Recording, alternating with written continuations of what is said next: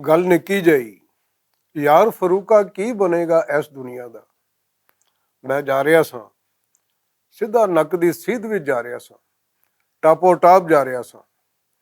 कित्थे जा रहा सा यदा मैनू भी नहीं पता, की करन जा रहा सा मैनू यदी भी कोई खबर नहीं।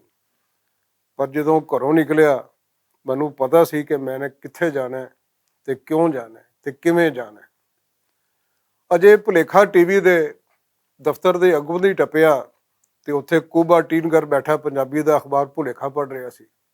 मैं क्या उस्ताद जी कन सन चूबर चलो, जे ये मत्थे लगे तो इस समाज सेवक ने कम अज़ कम 6 घंटे अखलाकियात का रौला पाना है, 12 घंटे उसने जो दुनिया बदल गई है उसका रोना रोना है, तो 24 घंटे उन्हें यह दसना है कि असी की करना है तो की करना चाहिए है। हालांकि होना कुछ भी नहीं। मेरा तो ख्याल से मैं निकल जाऊंगा, पर कित्थे जी। कूबा टीन कर अगे वधे उन्हें कहा उस्ताद जी इधर आओ, साड़ी गल सुनो, कित्थे तुसी रमके रमके टुरे जा रहे हो। और मैं दसिया ही यार तो मैनू भी नहीं पता मैं कित्थे जा रहा तो क्यों जा रहे हैं, पर जा मैं नक दी सीध विच रहे और सीधा तुक जा रहे और सीधा ही जा रहे हैं, पता नहीं कित्थे जा रहे। उन्हें कहे तो कोई गल ना हुई, ये तेरे विच ते पाकिस्तान दी सियासी पार्टियों में फर्क की रह गया। उन्होंने भी नहीं पता कि उन्होंने कित्थे जाना, तो तेन भी नहीं पता तू कित्थे जाना है। वो एकदम मैनू याद है, मैं कहा उस्ताद जी गल ही मुक गई। मैनू याद आ गया कि मैं कित्थे जाना है। और मैं क्या गाना नहीं सुनिया, दिला ठहर जा यार दा नज़ारा लैन दे, नज़ारे लैन जा रहे हैं। उन्हें क्या किस चीज़ के नज़ारे।